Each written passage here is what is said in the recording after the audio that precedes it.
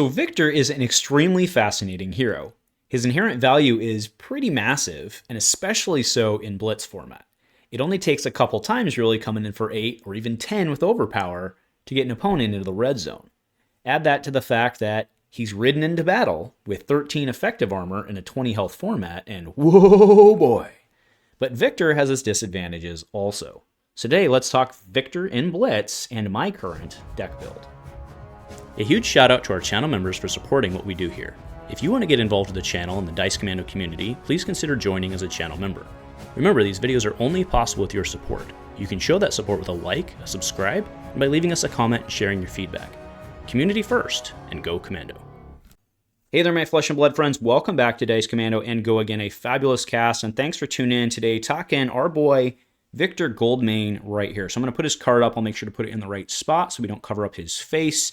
And there we go. You get it? Victor's the horse. Victor Goldmane. I can't take credit for that.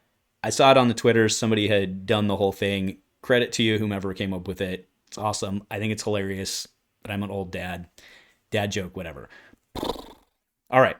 So enough of that. And I also do want to offer a special welcome to my Dice Commando team members. This is actually going up basically right away. This won't go live for another couple weeks, so you have early access to this until that happens. It'll go into the normal rotation. All right, so as I mentioned in the intro, Victor has pretty insane value in basically everything he does, and specifically in Blitz with the amount of armor he brings in. Now, if you were smart, you noticed I said in the intro, he is ridden into battle. See how punny I am. He's ridden into battle with 13 effective armor. Now, the effective armor is a key there because technically, with the loadout, he has 14 available. But the reason that I'm saying 13 is because, in my opinion, in that short format, right, the relatively quicker format, most of the time you have to realistically count on using your shield. For you block 2 with your shield and that sits there, and I think realistically you have to expect to use it as the gold. I'm not saying you're not generating other gold, but I am saying that realistically you're probably not defending for 14. In many cases, you're probably using that gold, hopefully even out of the gate to swing tempo. I mean, not necessarily out of the gate, but early on to swing tempo. Okay, so I think the 13 is the right expected number. But I mean, think about that, right? Coming in with effectively 33 health, and it lets him set up and just throw bomb after bomb after bomb. If you've played against Victor and Blitz, it can be very intimidating, daunting, really, because it's like, all right, I set up, I came in, I've got my arsenal of the card, blah, blah, blah, and then like 8. And you're like, oh, well, block 2 to get over the crush, okay, 8. Okay, well, 10. Overpower. You're like, well, what the hell? Like, it just keeps coming, right? And that's to a certain extent. And again, don't worry, stick with me here. I'm going to take you to Mordor, right back to Shire. Okay, that is why I think Victor is actually a relatively easy hero to pilot, and that is not a bad thing. Okay, a lot of the times we attribute, we in the Flesh and Blood community attribute like a hero like Fi or like a Cheerios Briar or something like that to being the easy deck. And that, I mean, sure, that can be true. I would argue Fi actually has some very interesting lines you need to set up, but I'm biased there. But what I mean by him being so easy, maybe straightforward is the better term, but it's just math, right? When you're playing Victor, it's just math. How much are you going to take versus how much are you going to clap back with?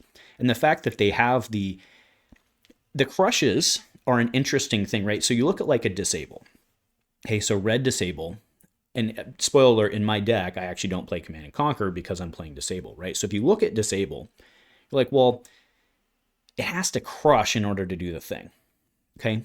But if you really think about the effect of that, not the hit effect, but the impact of that to your opponent, is in this case, they need to give you 2 cards or equivalent, and then still take 3, and that's to turn it off, and then they're probably still taking 2 to 3 damage, depending on how the math works with their blocking, right? So they're giving you 2 cards and still taking damage, and that's all to stave off the crush effect. So again, sure, the crush effects require the 4. They don't necessarily give you an on-hit in the traditional sense, but in order to, the fact that they have to block, give you cards, and then they still take a little bit of damage, again, after 2 or 3, 4 of those, all of a sudden they're at like 6, 8 health, right? You start to see where I'm going here. Now, one of his drawbacks is that depending on who he's playing in the meta, right? Like a chokeslam or something doesn't necessarily affect a warrior, right? Not all the crush effects necessarily are relevant for this. Now, there's another drawback specifically to Victor that I've noticed, in that with the way that you have to build his deck with the block cards, or I should say want to build his deck with the block cards, he doesn't have a lot of room. So there's two things specifically that, at least, and you'll see it in my build, but I've seen it across the board. He's not playing Pummel, generally, which is kind of a big change to how, if they know that you're not going to react and stuff like that, that's a big change. Plus, that's very different to how we've played Guardians in the past, collectively. And the other thing is he doesn't have room for a lot of reacts. Now, you can sideboard reacts and stuff like that, right? But again, think about it. You're trying to win clashes, you have to minimize your non-attack cards in the deck, right? Cards without an attack value in the deck. So if you're running Test of Strength and Fate Foreseen and Sink Below and Staunch Response and Unmovable, right, you see how it starts to work against you. So there's very much a check and balance there. But with those said, I'm still really impressed with just the pure value he brings. And again, like I said, when you're playing him, it's just math. Am I going to take 3 and dish out 4 or more? And what am I going to get by throwing this card? Right? The whole thing, it just starts to track on its own. All right, so let's go ahead and pull up my deck.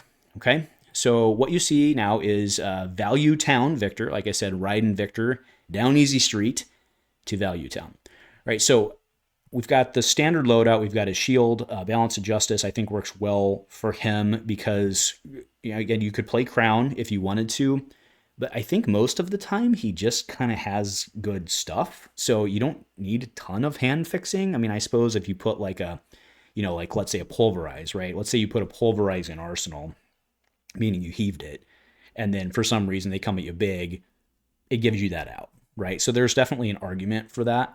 But I think Balance of Justice with the Kayos running around, with the Kassais running around, stuff like that. Generally, Kassai only draws 1, to be fair, but you get my point. Okay. Now, I am playing Miller's Grindstone, but you will also notice down here in the inventory that I have a Titan's Fist. And that's specifically because if you're up against someone who can be in clashes, Miller's Grindstone's kind of bad, or can be kind of bad, right? Like you don't want to lose your breakpoint weapon in a slug match, in a slugfest. So I get it. Hitting is great when you win the clash, but then you're going to lose a clash, and all of a sudden lose your toy. For me, I think it's too risky. That's why I'm on Titan's Fist. Okay. That's my thing. All right. Now, as we go through the deck, just look at the big swings here. Okay. So we have Chokeslam, red-blue. We have Debilitate, red. We have Disable, red-blue. We have Prime to Fight. Now, this is one I have seen folks, about 50% of the victors I've run up against are playing it or not. If you've controlled a Vigor token, cost 1 less, that's awesome. It's also awesome because if you had made it the previous turn, remember you still control it the turn you're going in, and then it pops, right? So you'd actually play this effectively for 3 if you had a Vigor token, which is pretty crazy. And if you controlled a Might, this gets +1, so it would come in for 11. I mean, I think it's really good, but again, I can see the argument for not. I do have 1 copy of Pulverize. I'm not the hugest fan of Pulverize overall, but again, in the right match, it's in certain matches it's going to be one of the first ones you cite out, but in the right match, just being able to come in for that much value on a heave or something like that is pretty crazy. Spinal Crush is Guardian 101. We then have Test of Strength, which is taking the spot, yes, of like a Sink Below or something like that, except it's not a react, right? So Victor is, I think Victor kind of struggles into Warriors a little bit, right? If they're able to, my Quicksilver Prodigy deck actually makes pretty short work of Victors because I can very easily see what they're going to do. We then have Thunderquake. This is just, again, it's heave, 6 for 10.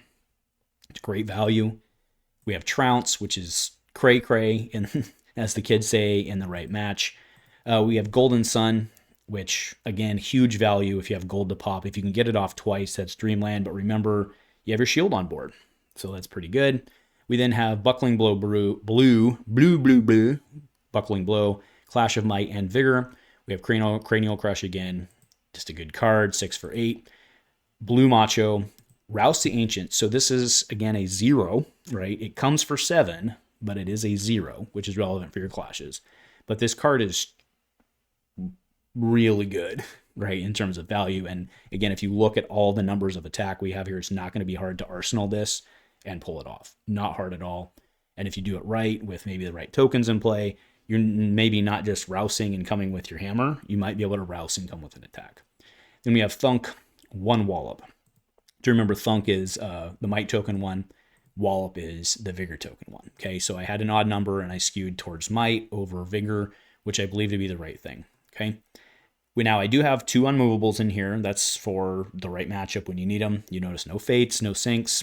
I then have 1 copy of Terra Sunder. Okay, this is in the inventory. Why 1 copy? Well, the idea is you put it at the bottom. It's an end game. Well, not end game. It's not going to end game. It's going to set you on the path to finish, right? Because what you want to do is Terra Sunder when they're out of armor. They're going to take a hit, drop 2 cards. You're going to come in with full hand, and then you're going to win, right? And then we have AB2. Okay, because that's all you need. That's all you need these days in Blitz format. So that's the deck itself. But, again, if you just look at this, it's not really that hard. Go look at if we look at the breakdown, it's 21 blues, the 2 yellows. The only reason we're running yellows is because of Golden Sun, which makes sense. And the balanced reds. Again, you're going to have a lot of blues, and you can always just swing and defend. But most of the time, what you're going to be able to do is come for 8 or come for 9. Always. Okay. So also one thing to point out, this deck's not super expensive. Actually, that's not true, because you look at the equipment loadout, but there are options you could make that wouldn't be so bad. The Aura Magus, I think you kind of need, right? I can't really see playing Victor without that. But Tecton, you could do Earthwar, right? No problem there. Gauntlets is pretty good, but again, Cranial Fist isn't exactly cheap. But there are options there.